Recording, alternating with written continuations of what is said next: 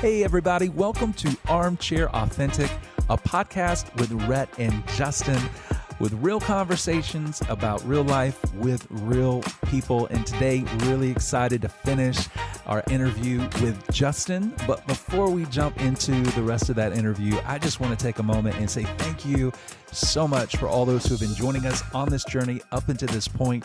We want to remind you that, hey, if you've not reached out to us yet, we sure would love to hear from you. Your comments, your questions. Why? Because we want to make sure that this is a great experience for you, the listener, our family, and our friends. And so how can you reach out to us? Well, you can reach out to us on Facebook or Instagram at Armchair Authentic, or on X, which was formerly known as Twitter, which is at Armchair Off Pod. That's Armchair Off Pod. And of course, you can always email us at info@armchairauthentic.com. That's info@armchairauthentic.com. Well, all right, you guys, really excited. Continuing an episode from episode 3. We're now on episode 4. We're riding this journey out. It's part 2, interview with my best friend for 38 years, Justin. Let's go. January 07. New life, new mindset towards ministry. We've had the 3 meetings. High-speed internet is finally at my house. Let's go. Never had that. I always had that 56K stuff. Nobody. Hey, listen. That. If you didn't grow up with that, man, you're missing out. I'm on the internet checking things out, and really, man, just in this different kind of mindset, certain words gravitated towards me.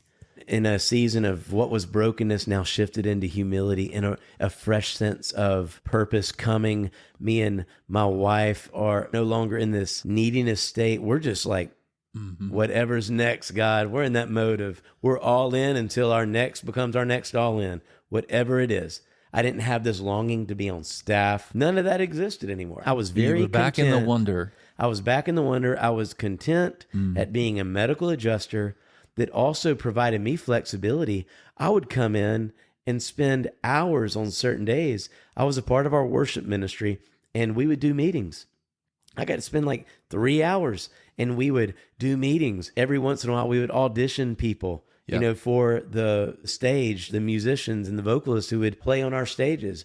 All this would happen within those times of a couple of years. Well, now it's like I'm back, and I'm seeing it through different lenses again. Right. And so in January of 07, this word hit my head because the definition of it was just, it was so wonderful. It was talking about just like a creating of something new. It was all about pouring into something, infecting something, doing something that actually causes change in a very positive way. And so I would read that definition, and it described very much what I thought my mandate was. And the word was infuse. I first saw this word infuse, and I thought, sometimes you see something and you realize that's an assignment. Yeah. In that moment, there was something that attached me to that word. I began really planning ministry, Rhett. There were some pastors, there were different artists, there were different leaders that I would interact with. And I would think back to the agenda side. I didn't probably maximize those moments as a help to them. And I just literally got on the phone. All the influences that I had with different people all these years, and I would give them a call with a different mindset. It was no longer, hey, what would you think about getting together and having a booking? Me coming to your church, our band coming to your church, or your venue, whatever it is. Right. Instead, it was like, hey, you want to grab some coffee? You want to grab some lunch and catch up? You want to just spend some time together? Hey, is there anything that I can do for you? It's really good. And conversations would come up. And they would say, man, I can't get my band. Like, they're not executing. Well, it's like, now you're talking my language. Like, that's all we'd ever done. Yeah. And I would go to the church, and I would just work with these different teams and help them get to a level. But then, Rhett, what happened is these different pastors, artists, leaders, they began to open up. And that's when I started realizing, wow, there's a lot of pastors, there's a lot of leaders out there going through some junk. Yeah. And they found a safe place in me, and they would just talk. And I didn't give like my eyes wide open, acting shocked. There was a grace there to understand, like, man, that sucks. I hate that for you. And we would listen. And what ended up happening, I just started naturally coaching. I remember it's like, you got to have a name for everything, right? the word on my mind, I called it Infuse. It was that mindset of helping people deliver on their God assignment. Yeah. And that really was the mindset. Their assignment as a youth pastor, as a worship leader, was to take care of what they've been given. I would go to their church and work with them, or I would help them if they're stuck and they just need to talk out some stuff. Maybe they just need encouragement. And I ended up, Rhett, having the time of my life. Me and Summer were having just so much fun. And then I had my home church. I'm getting to serve and lead worship. And then the summertime, late, probably 6-7 months later, I just started really praying about still, what's the next step? Like, where do we go from here? There was actually an opportunity that came open from someone that I trusted so much in ministry and I looked up to, I had the deepest love for, and they offered me a job. And on paper, Rhett, it looked like a no-brainer. Yeah. And I really thought that me and Summer were going to step into this certain role. And there just wasn't peace. Matter of fact, we went to our place of choice. We went to the mall to celebrate. I thought I was actually going to take it. So we were going to have more of a celebratory, let's talk about this next season of ministry. This is awesome. Yeah. Non-peace. Non-peace. It's a no. I just knew that. We end up turning down that role that was being offered to us, and we just stayed locked in to the local church. But I still had this moment inside of realizing whatever that fresh purpose I was feeling, I went through another season of frustration. Well, I just said no to an obvious job. If I don't have that, right, I'm at my insurance job. What am I going to, like, I feel like I'm called to what we would call full-time ministry. Some of you, that's going to be working your jobs, your 9 to 5. But I knew specifically it had to do with pastors. It had to do with artists. It had to do with leaders. That was our world. When is that going to come along? Again, I just turned something down. Yeah. And it was in that season of brokenness. I mean, find that common theme, how revelation comes. But in that season of brokenness or frustration, I should say, that same voice, here's what I heard in my heart. Do what I've called you to do in the place that I've planted you. And I knew instantly what that was.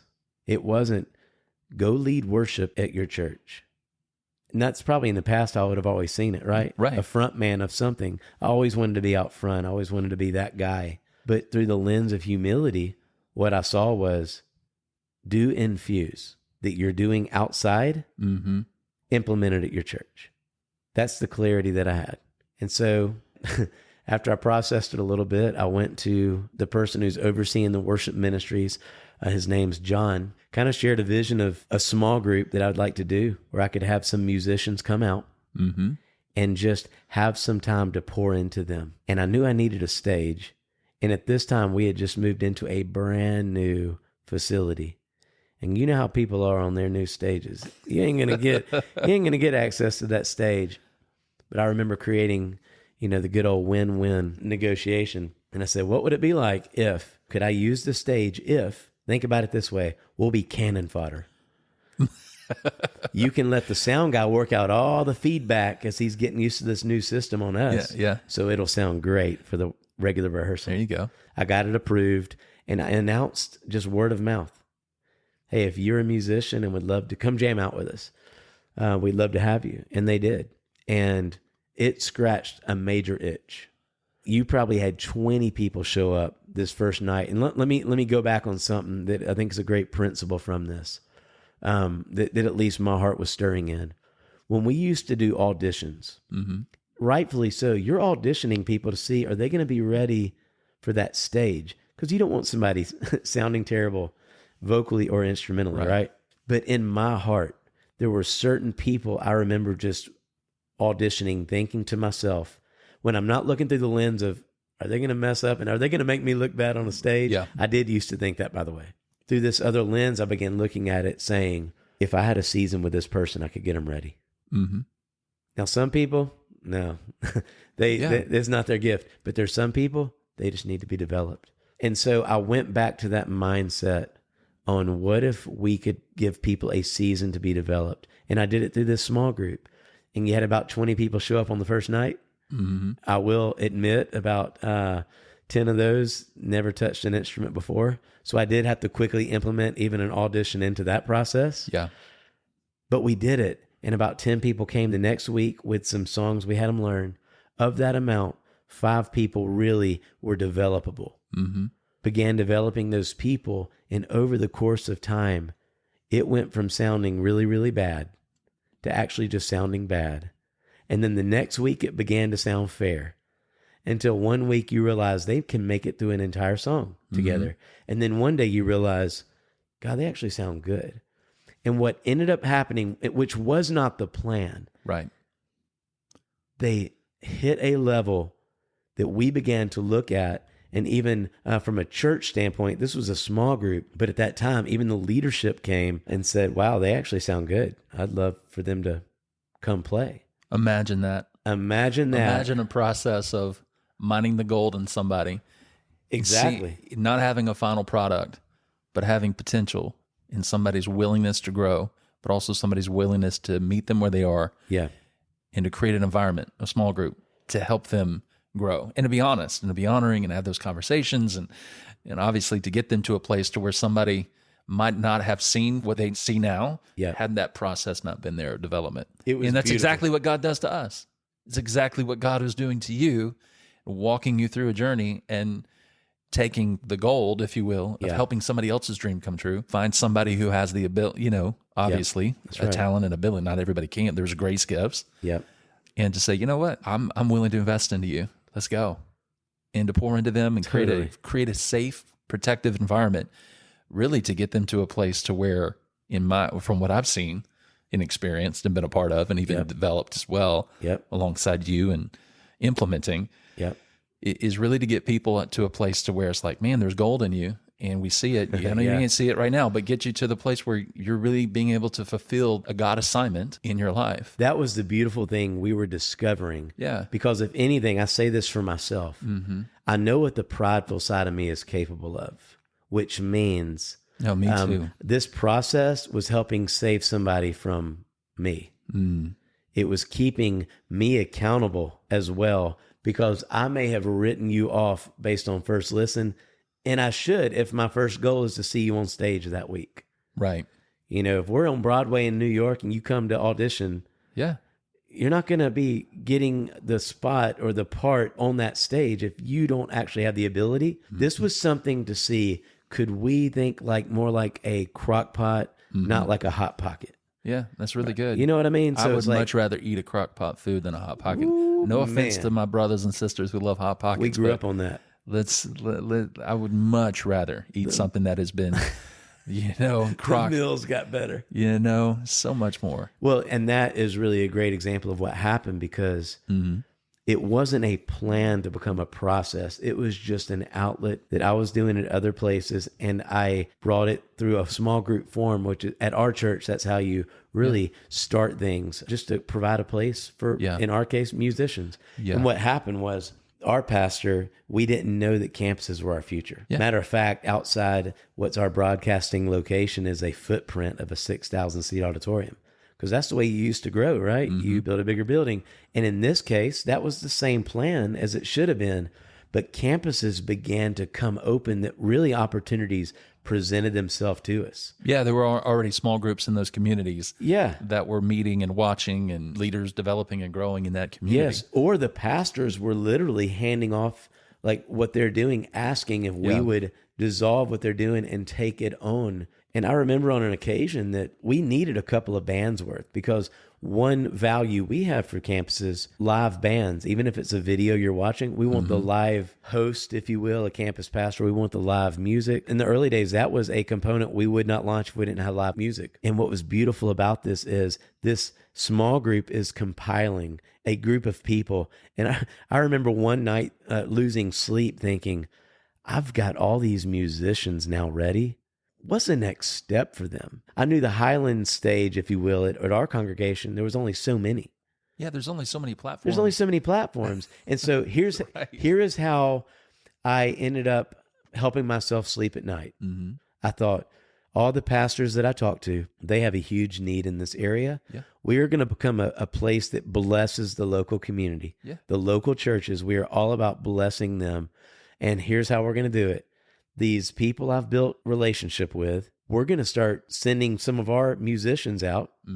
we're going to go out and minister to some of these The churches. small group of musicians that are attending a small group, they have Church of the Highlands as their home, That's right. are making themselves available to serve the body of Christ, the capital C Yep, church. that's right. Meaning the church of God across, not the denomination, That's but right. like the church, kingdom-minded That's right. across the board. And that was an Yep. easy way for me to think because I Mm-hmm. had come up under PC, who very much He empowers breathes, that. and Exactly. that's his life, is empowering you and empowering leaders. So that was an easy thought. Well, what ends up happening? These opportunities come open Yeah. of our own Mhm. potential campuses, and when I was able to tell our worship pastor, hey, when he asked me, do we happen to have anybody in that small group ready? I remember telling him, there's like 2 bands worth. Yeah. He's like, dude, that's awesome. He checked them out just to make sure, he had to filter it too. course. And he's like, hey, Inspect what you expect. these people, as he should have. That's Yeah. why he's so good at what he does.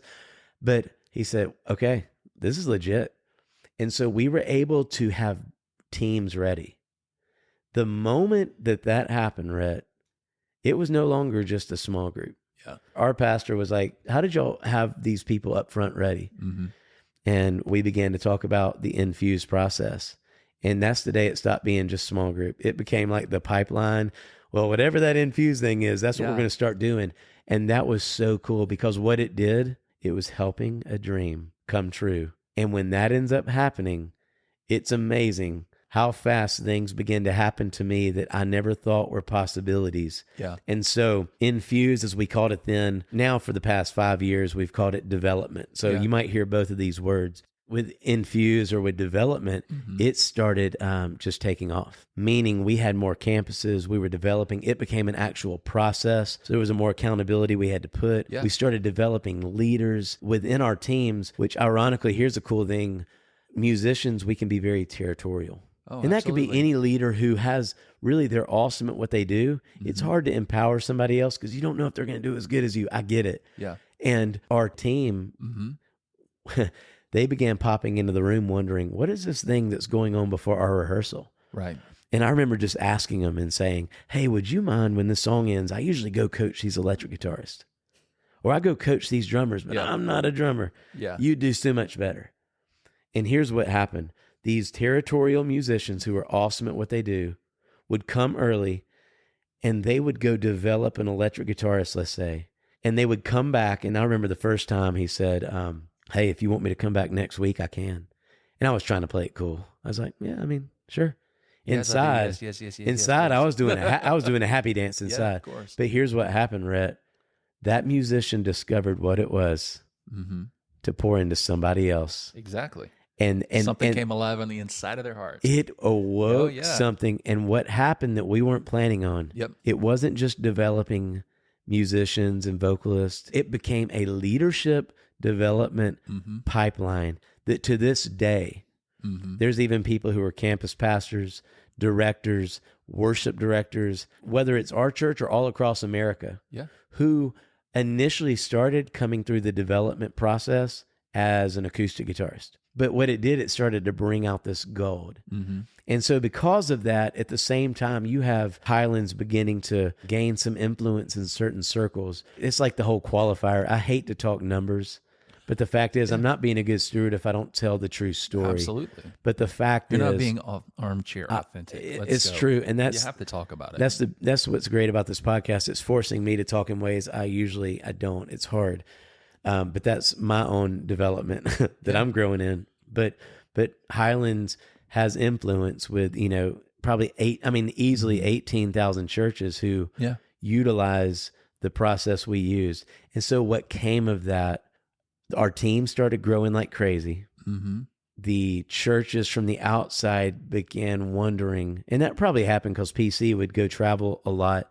And he would say, if you want to know the greatest process, we have it with our worship team. You need to reach out. And he would give my name because I was getting lit up on emails from people. That was really, really cool because it used to be people, I'd be listening to their music. And I had to have like a phone call with them acting like, it's not a big deal that I'm talking to you, just being straight up. I had to play it cool. But it began to grow so much. And what happened through that, without ever trying, I was happy being the medical adjuster or launching a little coaching business and music business that I did when I did finally leave my insurance company, which that's a whole other story, but I did leave, but I launched a little business and I did it to free up hours. Yeah. I went from working 40, 50 hours a week to this coaching business. I gave 30 slots, and that was either teaching lessons or it was coaching or going off and doing Infuse stuff.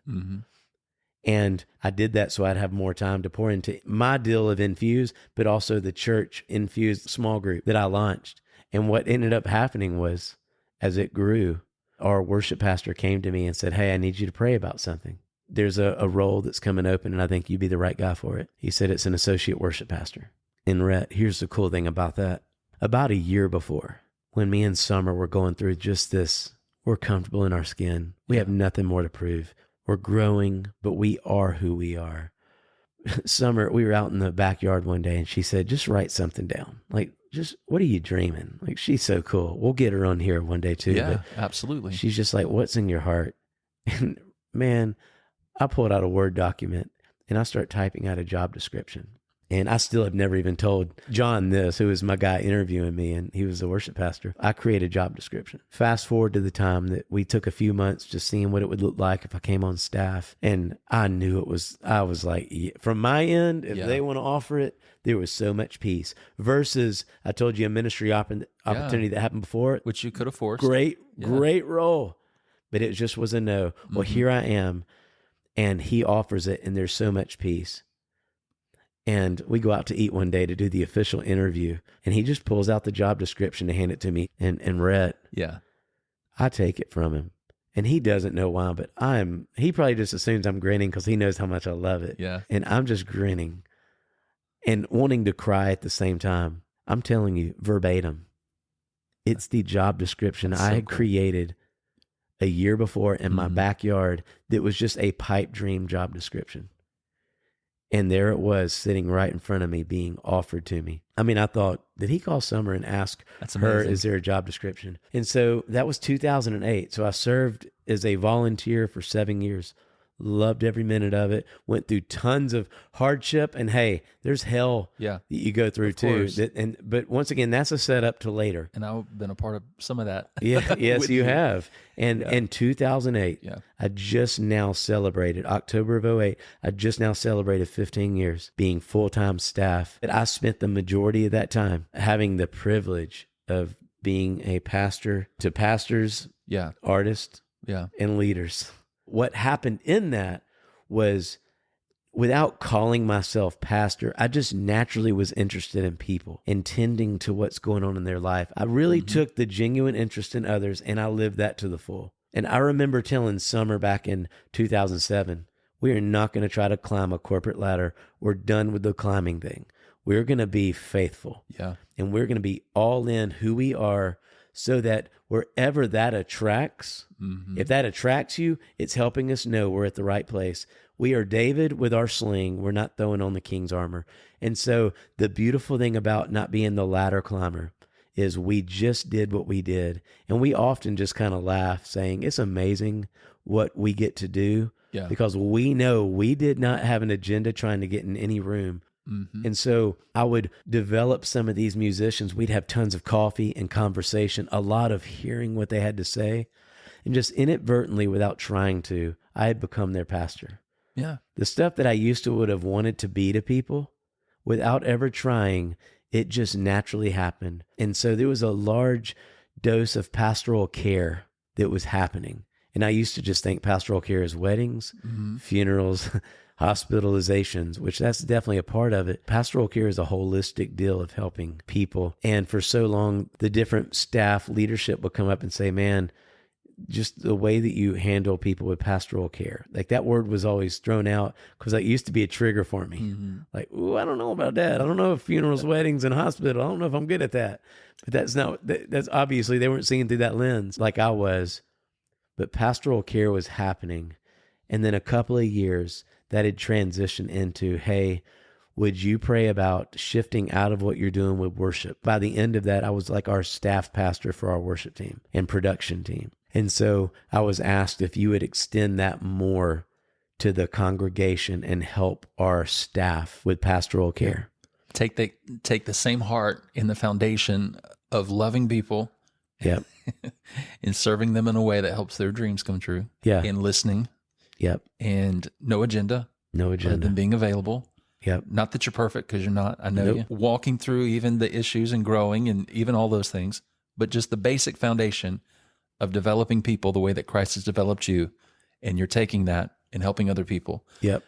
Has helped advance, if you will, not the corporate ladder, not the church ladder, but God has elevated you because you've humbled yourself to position yourself to steward relationships in a way that honor people with putting their best interest above your own. Yes. And doing that and getting it right and getting it wrong, but getting it right, but going through that process, God has opened up doors for you that only God could open, that has put you in a position to do really what you were doing with the musicians, which, if me knowing you for 38 years, going back to even high school, Yeah. in the lunchroom of us hanging out with our friends at the lunch table, right? Yeah.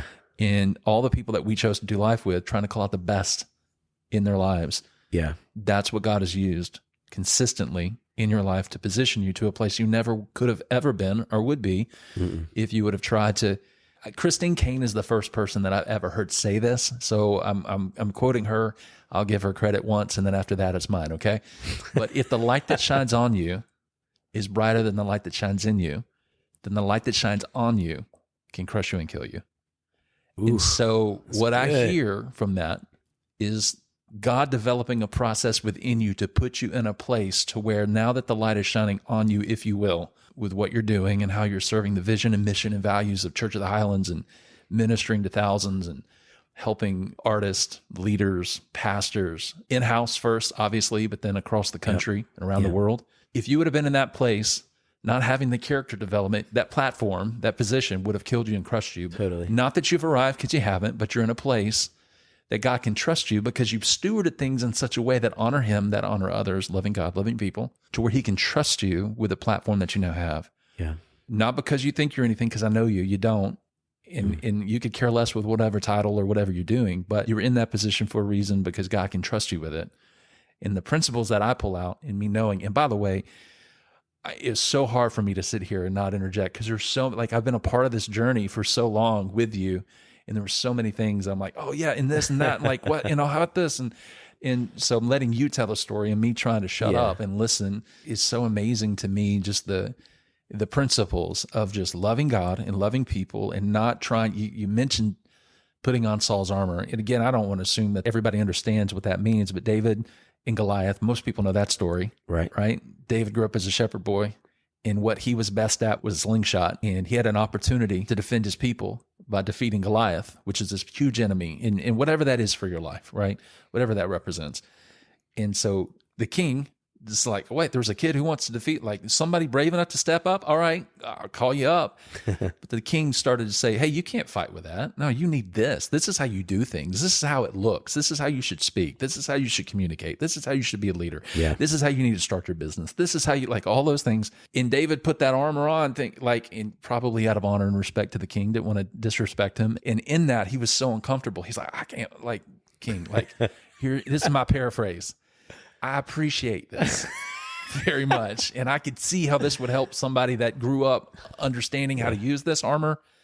But I've seen God do this, that, and the other in my life. Yeah. You name it, you label it, kill this, kill that, whatever. And it was just me and this little sling.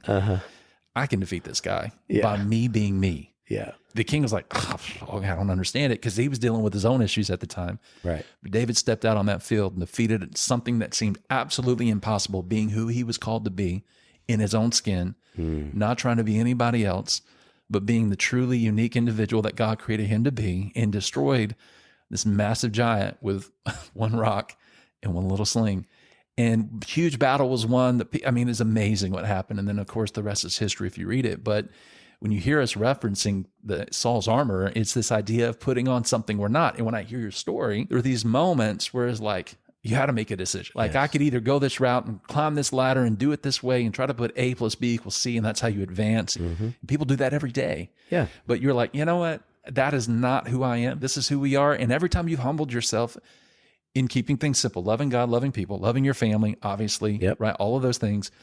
It's amazing how you've humbled and then God elevates. That's how it works in the kingdom of God. And you can force things. And I think it's interesting when you mentioned that opportunity that came. And I think I know what opportunity you were referencing. When that opportunity came, you could have easily stepped into that and have done what appears to be kind of what you're doing now, but you were quick to not take an opportunity based off of what it could do for a career advancement or on paper. You didn't force something. You literally generally waited and heard God, and God spoke and said, hey, yeah, I'm going to be doing these things for you in the future. You know that, but I need you right here, right now to develop even more.